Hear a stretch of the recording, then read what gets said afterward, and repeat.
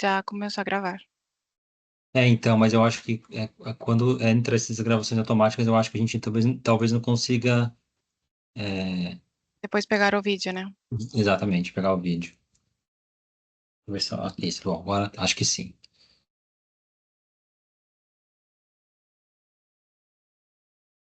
Bom, então, bom dia a todos novamente. Então, essa aqui é a segunda reunião do grupo de trabalho Belo Monte, no CDPMA-PLD.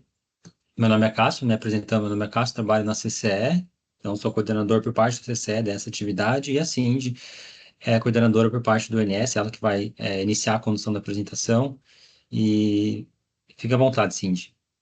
Obrigada, Cássio. Bom dia a todos. Obrigado por estarem aqui. Então, apresentando, eu sou Cindy da Programação Diária do INS e eu sou coordenando o GT junto com o Cássio, né? Então, vou começar compartilhando a tela. Ah,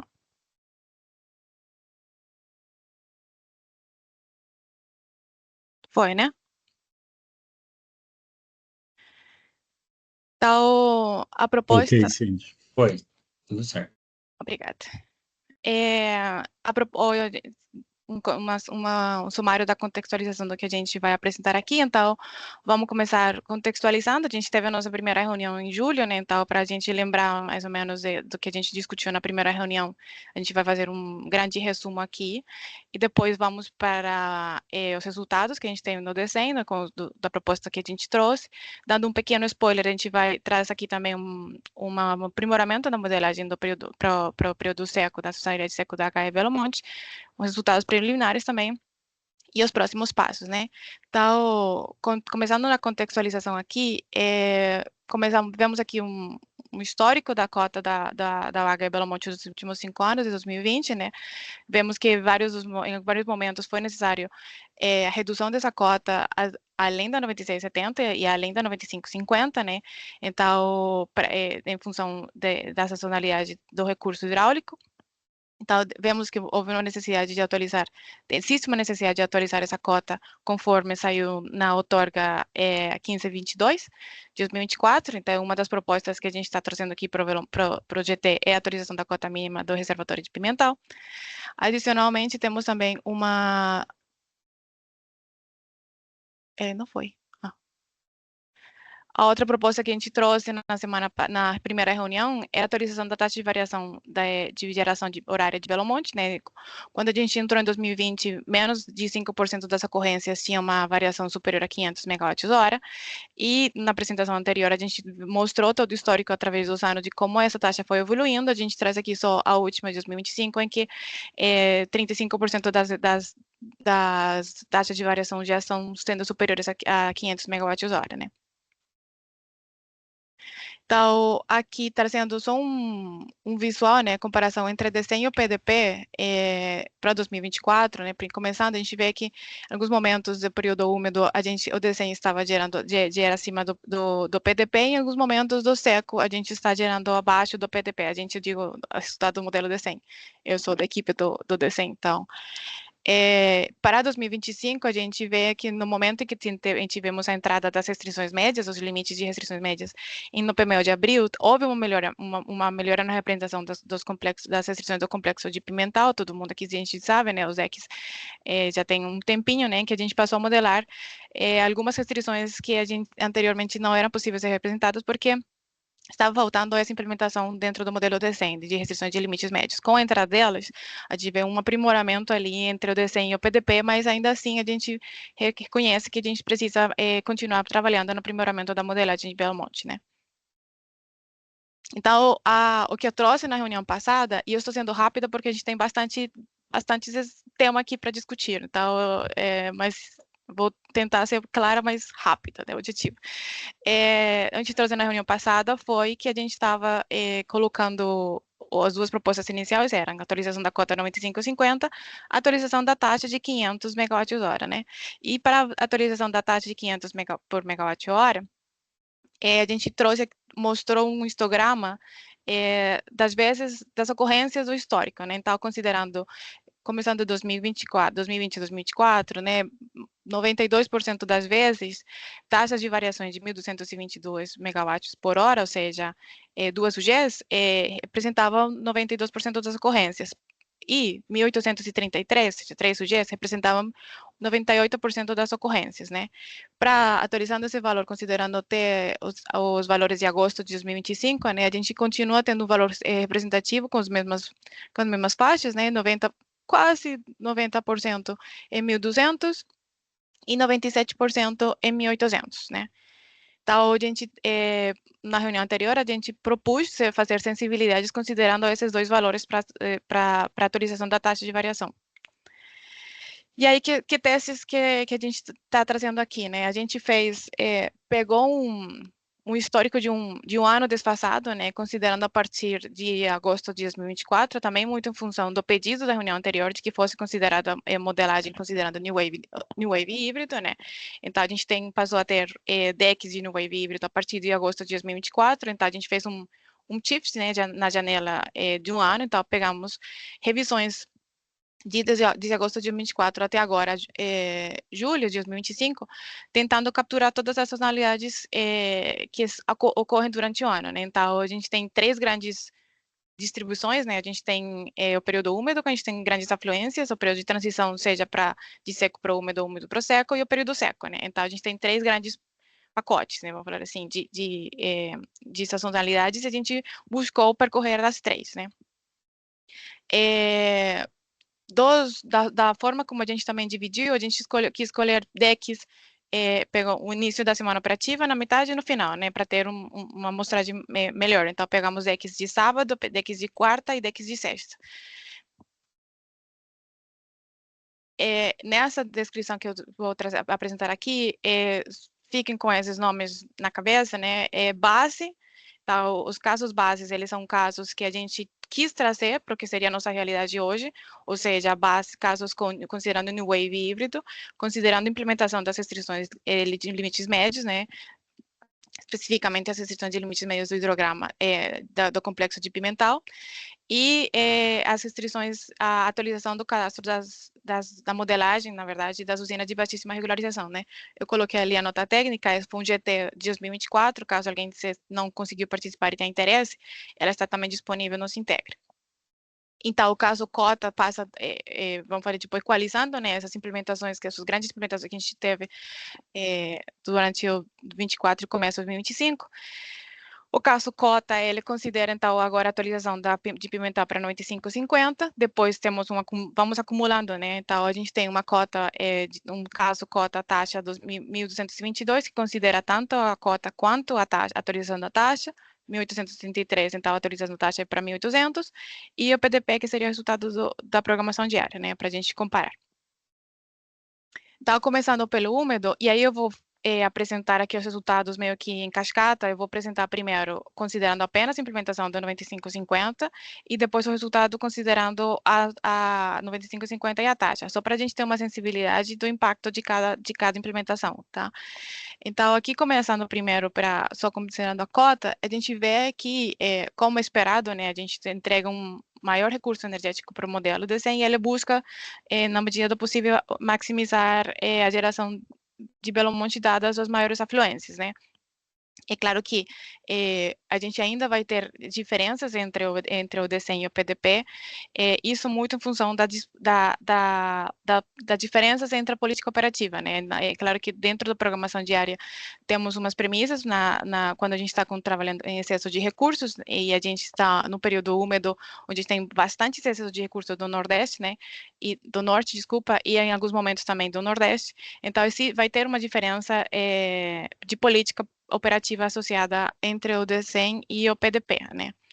Mas a proposta que a gente estava colocando aqui da atualização de taxa de variação, eu acho que essa proposta, eu vou falar já da taxa de variação.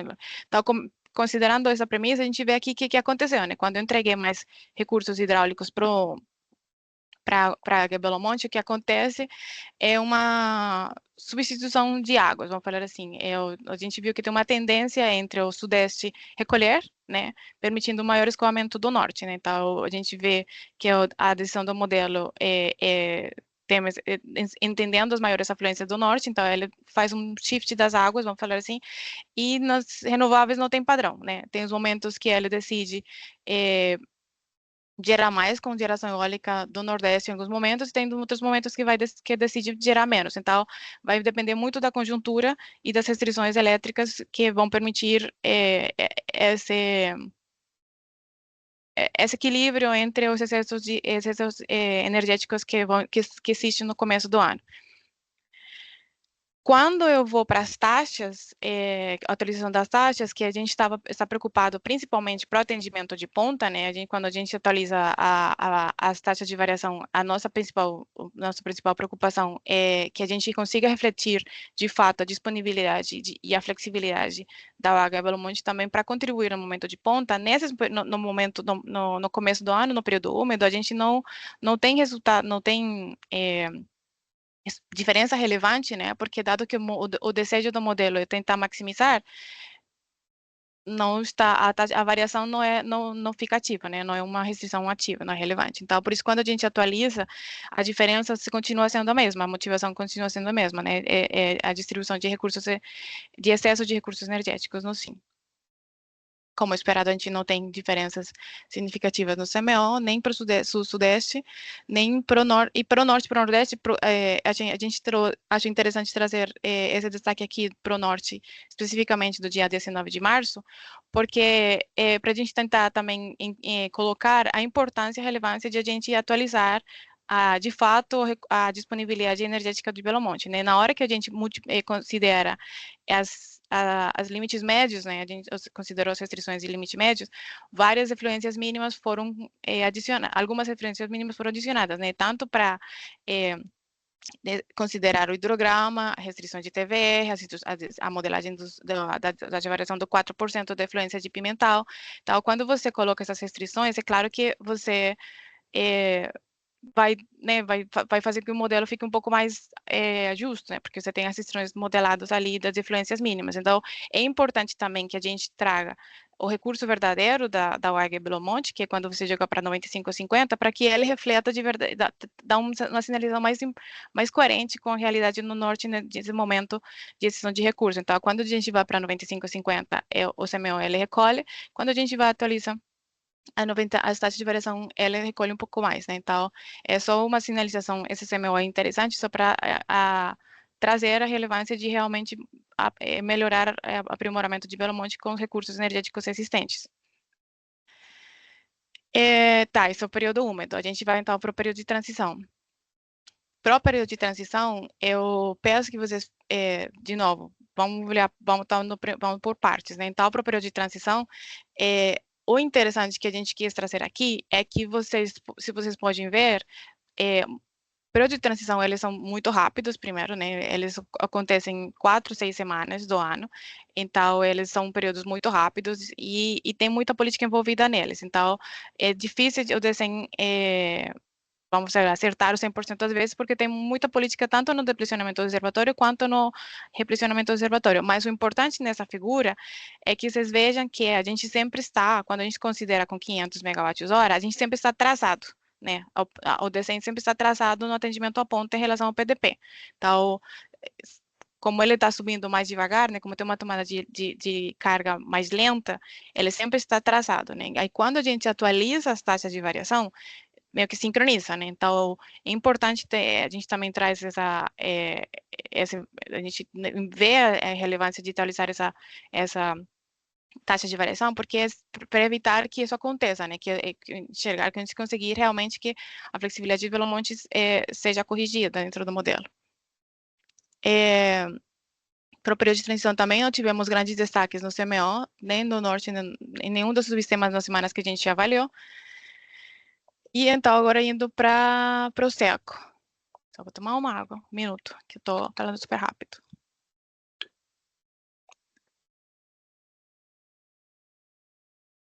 Agora para o seco, Tiago, você quer fazer as perguntas? Eu acho que eu acho que a gente pode deixar as perguntas para o final, porque talvez eu consiga responder. Pode ser? Que eu vi que você levantou a mão. Sim, pode ser sim, Cindy, pode seguir. Tá, ok, obrigada. Tá, o Proseco, se vocês lembram do slide anterior, a gente mostrou que, né, no SECO, a gente, com a modelagem vigente, a gente enxergava vários momentos em que o SECO, o PDP conseguia gerar mais do que o DCEM, né? Quando a gente atualiza as taxas de variação e o reservatório, a gente vê um comportamento, um shift, né? A gente agora passa a ter uma geração muito mais sobreestimada dentro do modelo DCEM do que é de fato observada pelo PDP.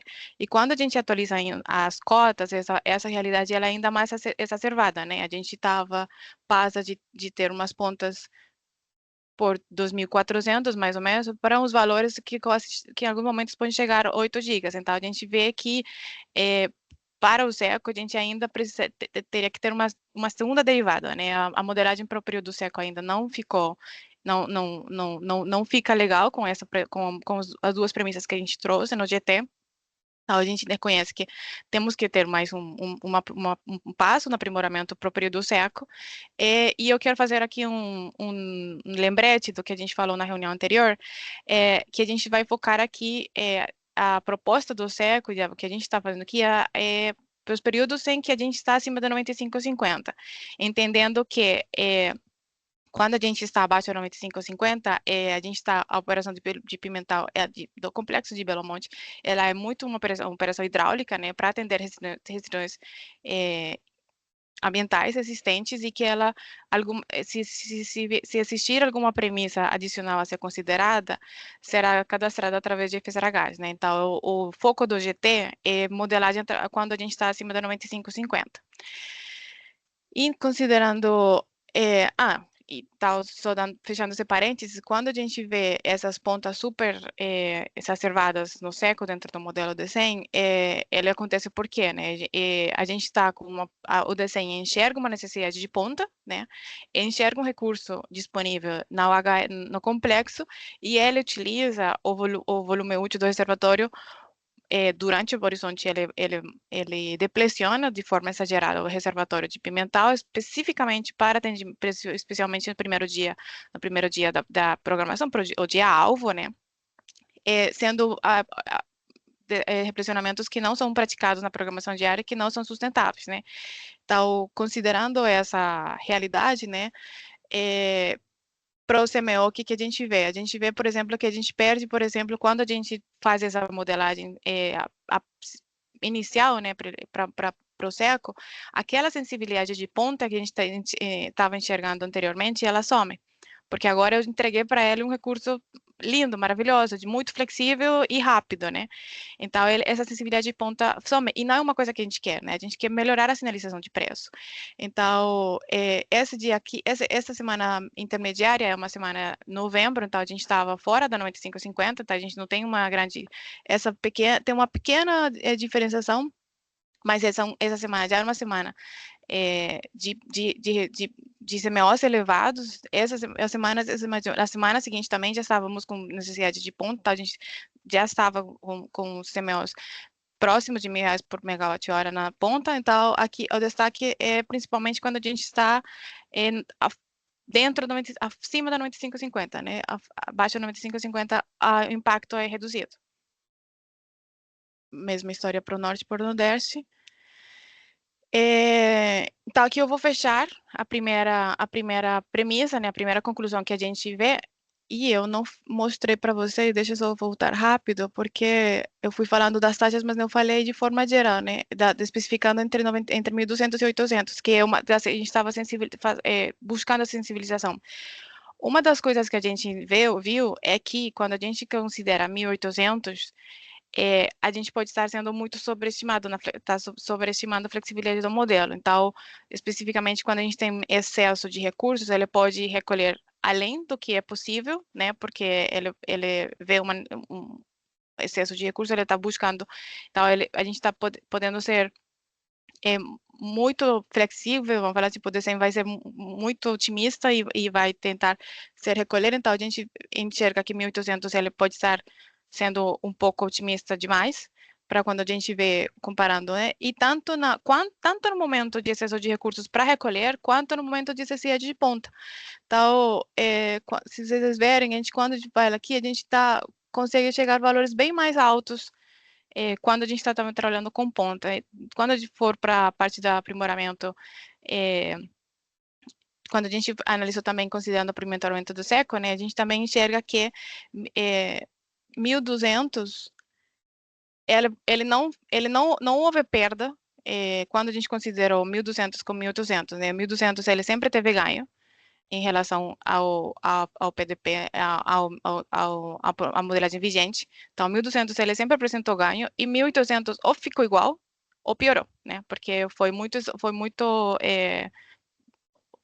otimista na sua flexibilidade. Então, em função dos resultados que a gente trouxe aqui e que a gente também vai colocar tudo na nota técnica futuramente, a sugestão que a gente está trazendo aqui para dentro do GT é que a gente siga para a atualização da taxa de variação de 500 para 1.200 megawatts por hora, né?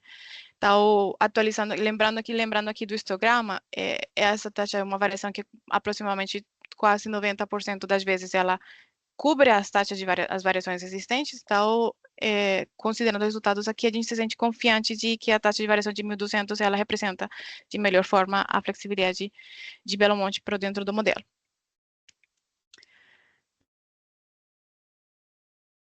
E agora eu vou dar,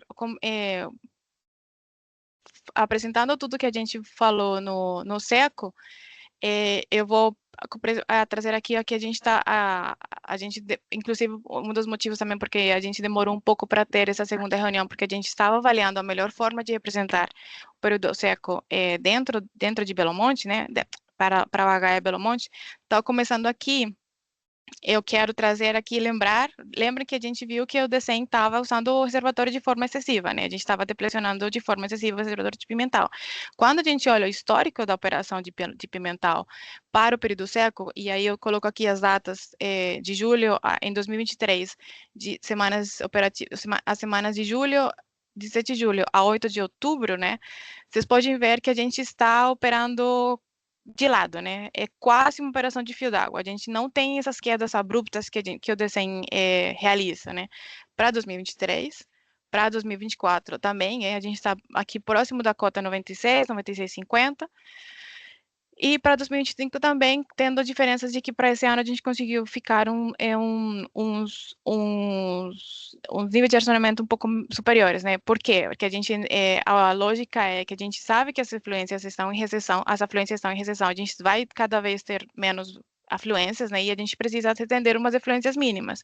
Então, é necessário fazer o controle do nível de reservatório para que essas afluências mínimas sejam atendidas durante o horizonte completo, todo o horizonte do período seco, né? Então, a política, quando a gente está, mais uma vez, acima da 95,50, a operação do reservatório tem sido uma operação de lado, quase de fio d'água, né? Considerando isto, a gente fez também aqui, talvez, mesma história das taxas de variação, um histograma para mostrar para você, tá, mas que valor? Né, porque não é 100% fio d'água, né? Eu tenho alguma modulação diária ali no reservatório, tanto para atender as efluências mínimas, quanto também para contribuir no atendimento à ponta do sistema, né? Então, que valor, mais ou menos, que eu tenho nas taxas de variação diária? Então, a gente fez um histograma, considerando os 2023, 2024 e 2025. 2023, porque considerando o horizonte de operação da usina de Belo Monte 2020 para cá, a gente viu que entende que a partir de 2023, mais ou menos, a operação ficou estável, né? A gente era uma usina relativamente nova, e em 2023 a gente considerou o padrão de comportamento, ele estabilizou, né? Então, aqui na tela, a gente vê que a maioria dos valores estão abaixo de 0,1, tem os outliers ali em 2024, mas a grande maioria está abaixo de 0,1. Aí, fazendo a mesma avaliação que a gente fez para taxas, né, vemos que mais ou menos, de novo, 89%, 90% das vezes, 0,05 de taxa de variação diária, ela foi 90% das vezes as taxas de variações diárias foram iguais ou inferiores a 0,05, e para 0,07, 93% das vezes foram iguais ou inferiores a 0,07, né?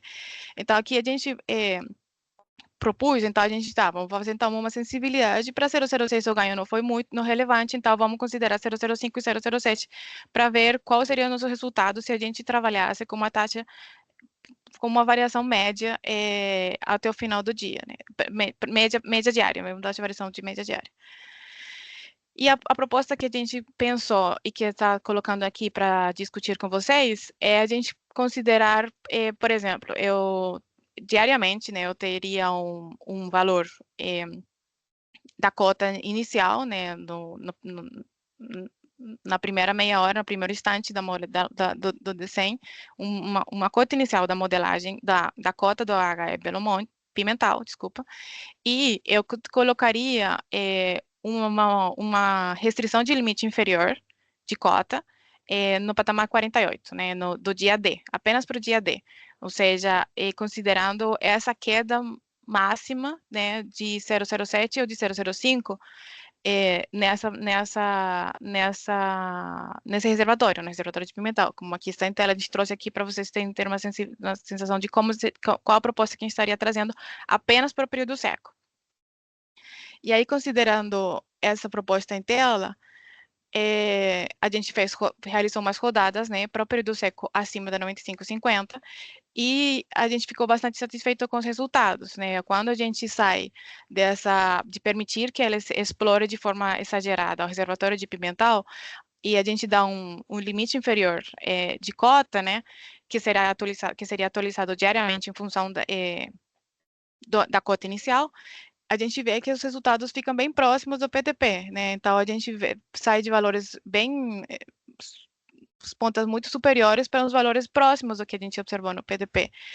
Então, claro que a gente ainda tem aqui algumas diferenças que são pode ser relevantes, mas de forma geral a gente vê que a nossa proposta ela está sendo está trazendo resultados bons, né? Que a gente e aí a gente apresenta aqui para vocês que a gente de fato consegue, ele não vai, ele tem vai ter uma operação do reservatório mais suave, que de fato que a gente está observando na programação diária, né? Uma operação muito mais suave do reservatório. Então, aquele sinal que a gente perdeu, né? Aquele sinal de preço da necessidade de recursos para atendimento de ponta que a gente perde na hora que a gente dá esse recurso energético a mais para o Pimental, a gente recupera quando a gente traz uma realidade, a verdade, vamos falar assim, da política operativa do reservatório de Pimental, né?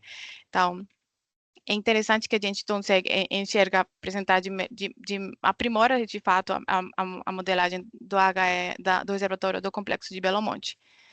Só que aí tem um ponto, tá? Em que momento que eu digo, qual trigger, que momento que eu vou dizer que eu estou entrando no período seco, né? Porque a gente não pode trabalhar com mês civil, né? Porque a gente sabe que tem várias variáveis climáticas que podem atrasar ou adiantar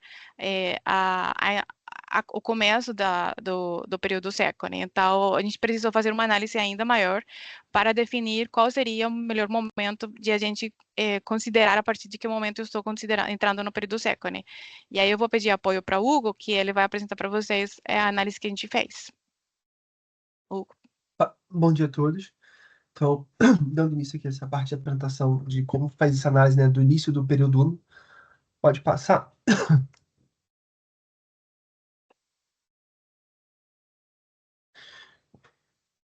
Então, como é que a gente pode dizer assim, né, do ponto de vista hidrológico, que a gente está fazendo a transição do período úmido para o período seco, né? Isso tem a ver com a característica do escoamento. Então, no período úmido, a gente tende a ter um escoamento que a gente chama... A grande parte do escoamento vem do escoamento que a gente chama de escoamento superficial, que é aquele escoamento que vem realmente por cima do solo, que é o escoamento mais rápido, né, que dá o pico da cheia. E no período seco a gente tem uma predominância de um outro escoamento, que é o escoamento de base, que é o escoamento normalmente que vem por dentro do solo, é um escoamento mais lento, que garante a vazão do rio, mesmo com períodos longos sem chuva. Então, essa transição acontece quando você tem essa mudança de ter mais um escoamento para ter o outro escoamento. Então, dá para a gente tentar, de alguma forma, matematicamente descobrir quando está acontecendo. Como é que isso vai acontecer, né? Então, lembrando lá das aulas de cálculo, quando a gente tiver uma mudança nessa taxa de variação, ou seja, uma mudança nessa derivada desse decaimento, a gente pode indicar ali que está tendo uma quebra desse padrão. Então, o que é a mudança de a variação de uma taxa de variação, né? É a segunda derivada. Então, matematicamente falando, seria quando eu tiver uma máxima segunda derivada, eu vou estar indicando que a gente vai ter essa quebra. Então, aqui trazendo esse mesmo gráfico e trazendo as suas derivadas, a gente consegue enxergar isso. Então, aqui do lado esquerdo está esse mesmo diagrama sintético que a gente criou.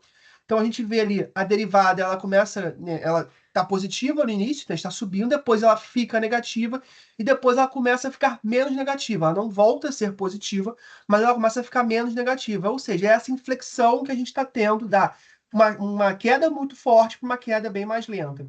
E isso vai aparecer ali perto do instante 10 como um ponto de máxima segunda derivada, ou seja, quando estou tendo a maior variação nessa minha taxa de variação. Estou mudando de uma taxa de decaimento rápida para uma taxa de decaimento mais lenta. Então, ali está fazendo essa transição do período úmido para o período seco. Pode passar? Mas qual é o problema de a gente tentar fazer uma derivada numérica que seja numa série de vazão, como a série aqui de Belo Monte? Por mais que Belo Monte seja uma bacia extremamente sazonal, né, ali Pimental Belo Monte, a gente tem ainda variações ao longo do período úmido e ao longo do período seco você vai ter pequenas oscilações normais do hidrograma. Então a gente precisa de alguma forma limpar esses efeitos locais para tentar achar um sinal mais global. Para fazer isso, pode passar, a gente recorreu a transformadas de Fourier. Qual é a ideia da transformadas de Fourier que a gente utilizou, né, que a gente aprende lá na faculdade? A gente pode decompor uma onda, né, uma série temporal em harmônicos de senos e cossenos fundamentais que vão compor aquela onda. Então, aqui é o caso clássico da onda quadrada, que a gente consegue decompor ali em vários senos e cossenos de frequências diferentes para poder para ter reproduzir essa onda quadrada. A gente pode usar essa mesma ideia em qualquer tipo de série temporal, inclusive em série de vazão. E qual foi o que a gente acabou adotando? A gente decompôs a série, pode passar, e utilizou apenas as frequências que sejam mais lentas, ou seja, maiores que 180 dias, para a gente poder ficar com esse sinal bem mais suave. Então, essa linha pontilhada vermelha é essa série de vazão natural de Belo Monte, só que só a parte composta por Fourier eu só trouxe de novo, eu só recompus todas as frequências mais baixas. Então a gente ficou aí com essa série bem mais suave, sem essas variações locais que a gente tem. E aí eu consigo aplicar uma técnica de segunda derivada muito rápido ali, com derivada numérica, ali com diferenças centradas, a gente consegue encontrar esses pontos vermelhos, que seriam esses pontos de máxima segunda derivada ali. Então a gente já vê que ele sempre acha 2 pontos, isso tem a ver com a frequência que a gente trabalhou. Então a gente sempre tem 2 pontos por ano ali, mais ou menos onde vai estar o final do período úmido e o início do período úmido, onde tem essas maiores quebras na série. Pode passar? Então, aqui está só um histograma mostrando quais são as datas que isso foi encontrado ao longo da série que a gente utilizou, a série de vazão natural de Belo Monte desde a década de 70. Então, a gente vê ali que ficou, basicamente, no finalzinho de junho até o início de agosto, mais uma concentração maior ali no início de julho, na transição do úmido para o seco, e a transição do seco para o úmido ficou ali do finalzinho de novembro até o início de janeiro, mas com uma maior concentração ali na terceira semana de dezembro, e que assim, historicamente é o que a gente enxerga realmente quando a gente olha, né, essa sensação que a gente tem ao olhar o hidrograma, é essa realmente sensação que ali no meio de julho a gente está fazendo essa transição em Belo Monte, e dezembro a gente também está fazendo a transição para o período úmido, né? Lembrando que Belo Monte é um pouquinho defasado do resto do período úmido clássico, né, e das outras bacias do centro-norte do Brasil. Pode passar? Então, a decomposição espectral ela é muito legal, ela mostrou para a gente que a gente consegue achar esses pontos, só que tem um problema, a gente quer sempre saber se a gente está entrando num período seco ou está saindo de um período seco, entrando num período úmido. Na ponta, essa decomposição espectral ela não vai ter um bom resultado. Ela precisa saber como é o comportamento de toda a série para ela poder estimar aquele ponto. Então, a gente não vai conseguir no dia a dia exatamente usar essa metodologia, porque eu vou estar sempre na borda, e a borda não é tão bem estimada em decomposição espectral, né? Naqueles cones que a gente vê, sempre a gente vê que tem um problema ali de coerência naquele finalzinho da série. Então, a gente tem que bolar uma regra que a gente consiga emular ou fazer da melhor forma, trazer da melhor forma possível essa decomposição espectral que traz uma visão boa para a gente de forma mais simples. Então, a gente criou uma regra usando só vazão. Pode passar. E qual foi a regra que a gente criou? Então, a partir do dia 1º de junho, para a transição do úmido para o seco, a gente vai buscar 3 dias consecutivos abaixo de um limiar. E que limiar é esse que a gente vai escolher? Que a gente escolheu? É o limiar que vai ter a menor diferença em número de dias entre o que esse limiar, ao longo do histórico, encontraria como a data para essa transição e a data que o método espectral mais a decomposição mais a máxima segunda derivada encontrou. Então, comparando para várias vazões, por inspeção mesmo, a gente foi testando e vendo, olha, essa vazão aqui, que aí 3090, nesse caso aí do úmido para o seco, que fez essa transição entre que fez essa diminuir o número de dias para fazer essa transição. Do seco para o úmido, a gente faz o inverso. A partir do 1º de novembro, a gente vai procurar uma vazão que, quando ela é superada, a gente não volta mais. Como a transição do seco para o úmido, a gente tem essa derivada mais forte, é mais íngreme, a gente optou por não precisar de 3 dias, apenas um dia para fazer essa transição. Então, e aí foi uma vazão de 3.760. Então, como é que isso vai funcionar na prática? Dia 1º de junho, a gente vai ali olhando todo dia a vazão. Ficou 3 dias abaixo, no quarto seria, olha, teve a transição. No caso do seco para o úmido, fica olhando a dia 1º de novembro a vazão, e virou 3.760, também declararia essa transição ali do seco para o período úmido. Pode passar? E aqui é o resultado final, para vocês darem uma olhada. Então, aquele mesmo gráfico que a gente mostrou, então, preta série de vazão de Belo Monte, de Pimental. O X foi o ponto onde a decomposição espectral, né, a utilidade máxima segunda derivada, encontrou. E o azul é o comprimento que seria utilizando essa regra. Então, a gente vê que fica muito próximo, a gente consegue ali estimar com pouca diferença o início e o final do período seco, utilizando essa regra, só olhando a vazão, mas que ela consegue, utilizando como base essa decomposição espectral e essa máxima segunda derivada, a gente conseguiu achar um valor, ancorar esse valor com uma certeza maior.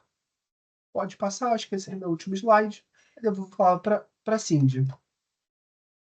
Obrigada, Hugo. Eu só queria fazer uma complementação em cima do que o Hugo apresentou, que a gente está aqui, mais uma vez, a nossa proposta de modelagem é acima da 95,50, né? Então, o valor que está em tela, né, quando a gente passaria a ter vazões inferiores a 3.090, né, entrando do úmido para o seco, uma vez que eu entro nessa janela, né, depois de 3 dias consistidos com essa vazão abaixo do valor que a gente encontrou aqui, entre 1.090, uma vez que todos os anos aconteceu, né? Todos os anos que a gente tem até agora o histórico, todos os anos eu precisei cair da 95,50 para atender atender as restrições ambientais e a fluência mínima do complexo, né? Se eu cair da 95,50, essa modelagem, ela não é mais válida, né? Ela não tem mais, porque inclusive eu não vou ter reservatório para, considerando que a gente está trabalhando com o valor da outorga, né? Então, essa modelagem, ela é retirada do DEC, ela perde sua validade e ela só volta no próximo ano, né? No próximo início do período seco. Se por acaso a gente teve um ano com boas afluências, assim, não foi necessário cair da 95,50, né? Então, a gente tem esse trigger para conseguir sair, então, para que essa modelagem seja retirada. Então, seria o segundo trigger, ele passaria a ser utilizado caso a gente tivesse um ano em que a gente não precisou cair da 95,50, né? Então, para a gente retirar essa modelagem, aí então a gente estaria saindo do seco para o úmido com afluências superiores a 3.760. E aí, dessa aí, às vezes, seria um dia consistido, né? Se a gente consistiu da vazão natural um dia, e por que um dia? Porque quando a gente entra no período seco, o período úmido, ele é muito mais rápido, ele tem numa semana só, a gente já pode ver uma tomada um aumento das afluências relevante, né, entrando já logo no período de transição, saindo do seco para o período de transição, então a gente decidiu ser mais conservador, né, nesse momento, e se a gente, se um dia dos valores consistidos for inferior a o trigger de 3.760, a gente estaria saindo do período da nossa modelagem que a gente considera para o período seco. Só esse parênteses. Aí agora devolvo a palavra para você, Cássio. Obrigado, Cintia. Bom, vou compartilhar a apresentação aqui. A nossa ideia é trazer, deixar um pouco mais claro em termos de impacto do PLD com relação a essa modelagem. A gente vai deixar com um pouco mais de detalhes aqui, de certa forma, um backtest, né, que a gente fez a partir do mês de abril, né? Então, abril que a gente teve a versão, a mudança de versão, né, para contemplar as restrições médias, que, né, algumas restrições ali do Complexo de Belo Monte já foram incorporadas ali na versão 21 do modelo por conta ali das restrições médias, né? Então temos algumas restrições semanal, de média semanal ali do hidrograma e outras restrições ali específicas de pimental que estão sendo contempladas. Então nossa ideia era trazer com um pouco mais de detalhes um backtest completo desde o PMO de abril, desde o mês de abril, né? A gente não trouxe os meses anteriores, a Cindy, ela compartilhou ali algumas revisões anteriores, né, já fazendo toda a atualização, né, para encontrar o impacto da modelagem desde o ano passado, né, de alguns meses do ano passado até para a modelagem que a gente está propondo agora. Vou passar para algumas dessas semanas, né, mas a ideia aqui é trazer o impacto dessa modelagem desse grupo, né, que nós estamos tratando aqui nesse grupo, considerando ali tanto a alteração da cota de pimental quanto a alteração da restrição de taxa de Belo Monte. Tá, então, como a gente tem todos os dados já, né, que a única mudança seria essas duas informações, né, da cota e da taxa, a gente tem isso só completo, né, só a partir de abril de 2025, então a gente vai trazer o impacto apenas aí com relação a esses três meses, né, abril a junho. Julho, a gente já pode entrar nessa questão, né, de transição, já tem uma regra adicional, então a gente não vai apresentar aqui nessa reunião, né? Já dando spoiler, a gente apresentaria na próxima reunião, né? Então, julho, agosto, setembro, que a gente estaria eventualmente ali nesse novo dessa regra adicional, digamos assim, né? Do período de transição acima da 495,50. Então, aqui a ideia é explorar mais os impactos do período úmido, já caminhando para essa transição para o seco, né? De abril até o mês de junho. Bom, em termos de impacto de PLD, eu vou deixar aqui todos os submercados, mas a ideia aqui é passar com um pouco mais de detalhes no Sudeste, né, e no Nordeste, né, que são o Sudeste, de forma geral, nesses últimos meses está bem aderente ao Sul, né, o Sul está bem aderente ao Sudeste, na verdade, né, alguns momentos ali o Sul um pouquinho acima, batendo no recebimento, mas a ideia é explorar um pouquinho mais o Sudeste e o Sul, né. A gente começa inicialmente com o impacto no PLD para o mês de abril, né? Então, lembrando, abril a gente está em pleno período úmido, a gente tem as vazões bastante elevadas, né, em Belo Monte, é uma zona bastante importante, né? Então, é esperado que a gente tenha impacto no PLD. A nossa preocupação é sempre, né, assim como do ONS, assim, já apontou aí algumas vezes, né, a aderência entre modelo e operação, né, e trazendo para o modelo da CSEC, tem algumas divergências em relação ao do ONS, isso impacta diretamente o PLD, né? Então, que a gente né, fala da cobrabilidade do sistema econômico do PLD, né? Então, nossa preocupação é essa.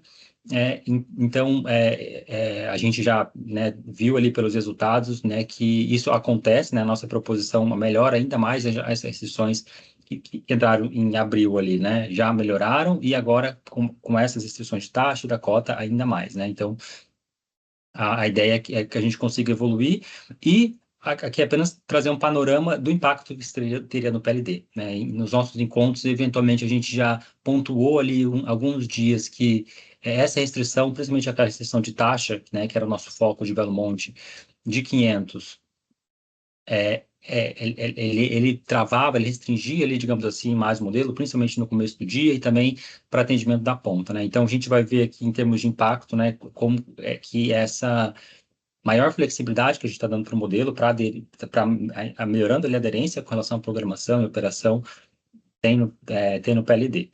Bom, em termos de supermercado Sudeste e Centro-Oeste, então aqui em cima a gente tem linhas contínuas do PLD, o supermercado Sudeste e Centro-Oeste, para o mês de abril, linha pontilhada a gente tem já a nova proposta, então, considerando todas as implementações, né? Aqui já a gente colocou aqui o valor da taxa, né, do DEC, mas também já contempla a alteração da cota de pimental. Então, a gente vê aqui poucas variações aqui na primeira quinzena do mês e na segunda quinzena no Sudeste a gente tem um PLD mais baixo, né? No caso proposto, principalmente aqui esses vales eles acontecem no período de carga líquida mais baixa.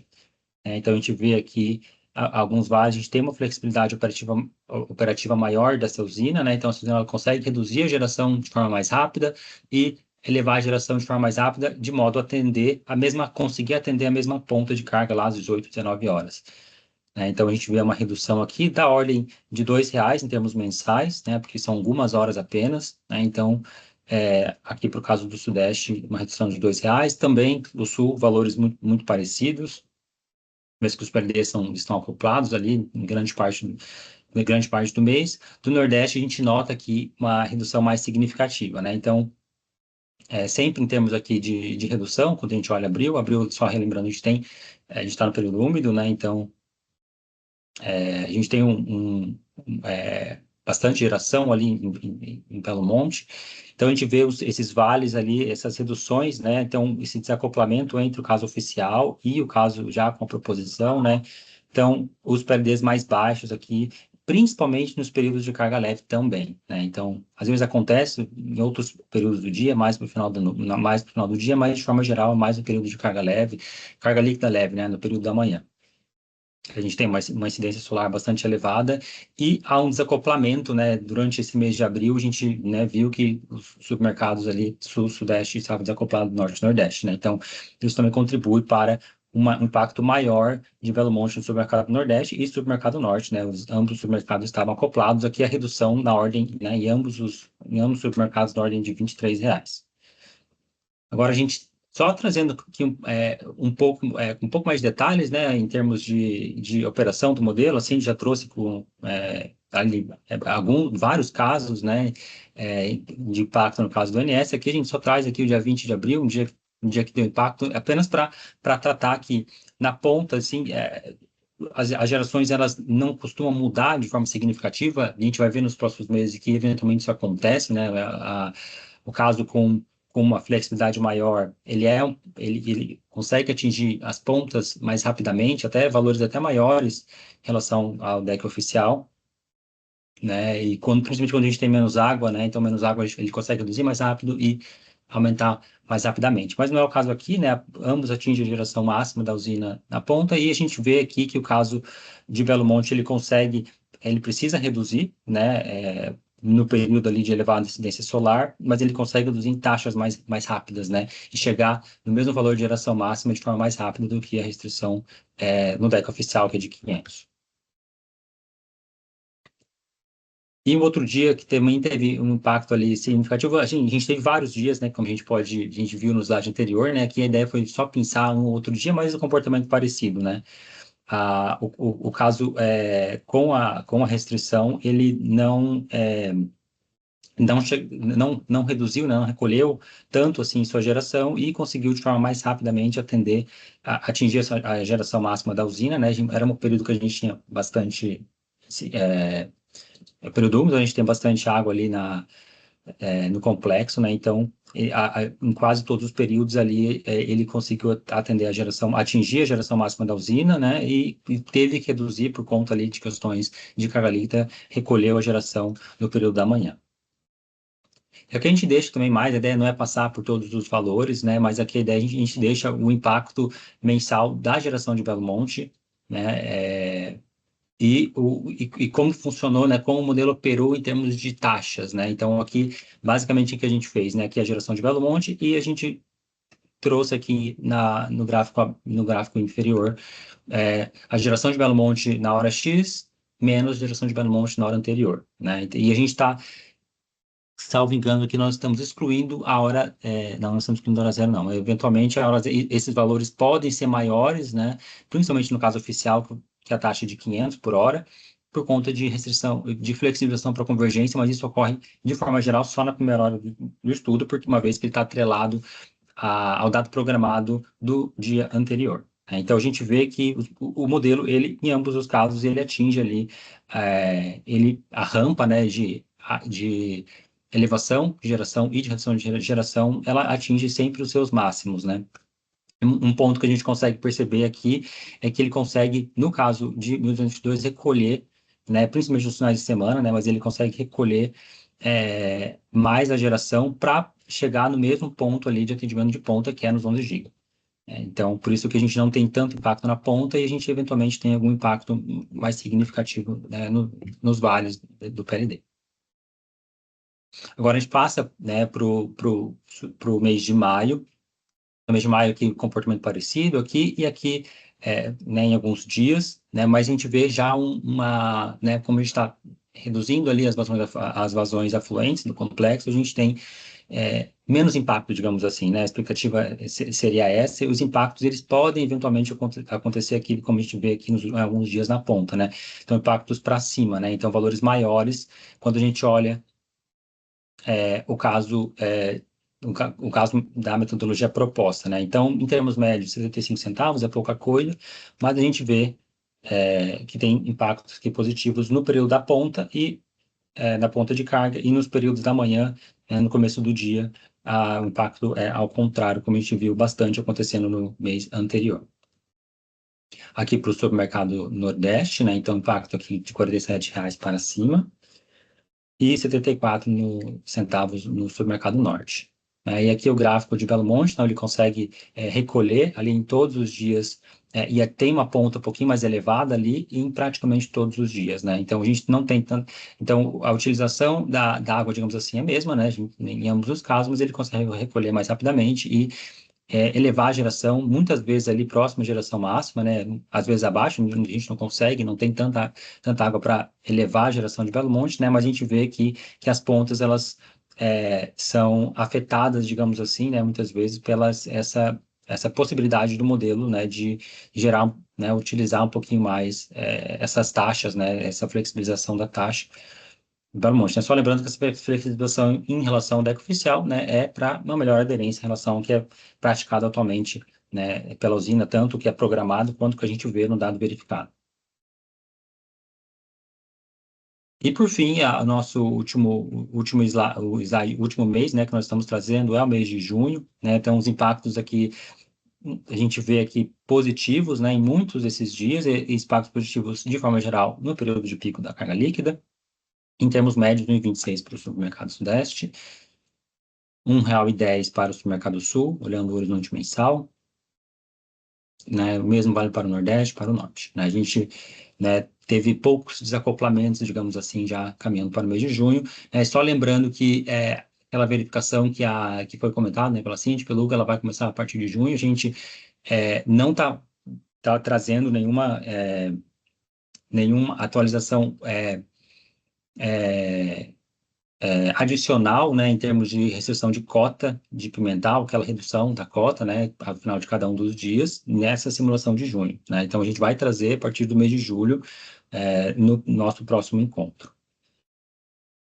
O supermercado Nordeste, o supermercado Norte, e aqui o impacto, né, da geração de Belo Monte, né, ao longo desses meses. Então, a gente vê que ela recolhe a geração em todos os casos e consegue atingir o pico de geração, né, essa geração máxima ali, no período da ponta de carga, em valores mais elevados do que do caso oficial. A gente tem uma taxa ali de 500 megawatts por hora, e no outro caso a taxa é de pouco mais de 600.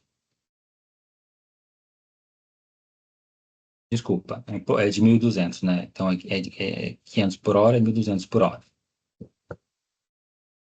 Bom, eu acho que é isso. Aqui a gente só deixa aqui para a gente trazer alguns impactos, adicionar alguns impactos diferentes daqueles que a gente trouxe no mês de abril até o mês de junho, né? Seguindo aquilo que foi trazido pela Cindy anteriormente, né? Alguns casos que foram trazidos ali nos gráficos anteriores já estão contemplados, né? De abril de 25 até junho, né? Mas aqui tem alguns casos adicionais, como esse aqui de fevereiro. Então, a gente vê que em fevereiro os impactos são bastante pequenos, né? Na ordem de centavos. Na semana aqui, contempla o dia 8, dia 12 e o dia 14 de fevereiro.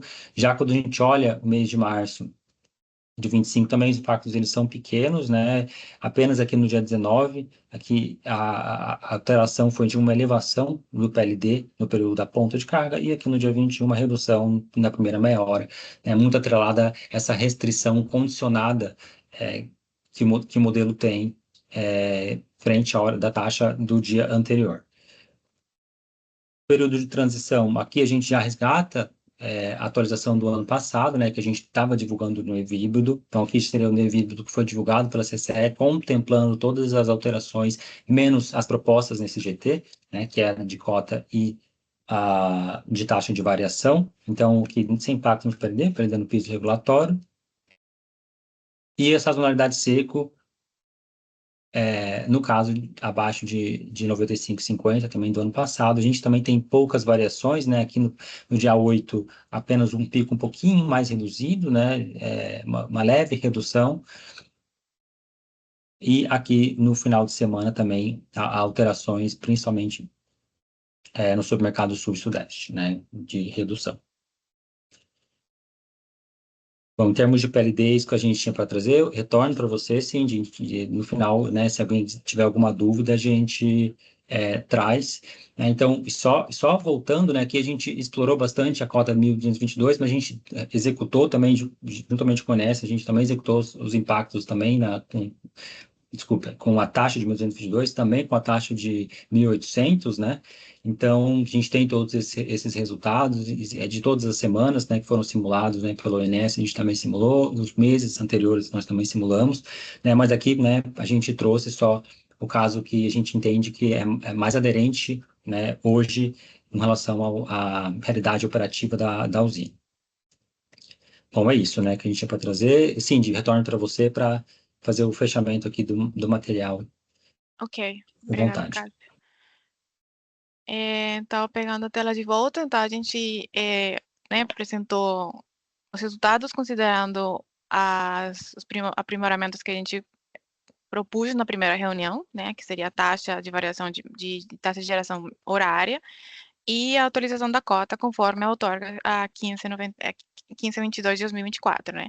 Então, para os próximos passos, o que a gente está propondo é que a gente agora vai fazer uma análise mais completa do SECO, né? Então, modelar os meses de julho, agosto e setembro de 2025, com a proposta que a gente está trazendo aqui para o período SECO, né? E também, obviamente, também considerando e trazer também os impactos do PLD, ao ter esse aprimoramento especificamente para o período SECO acima de 95,50.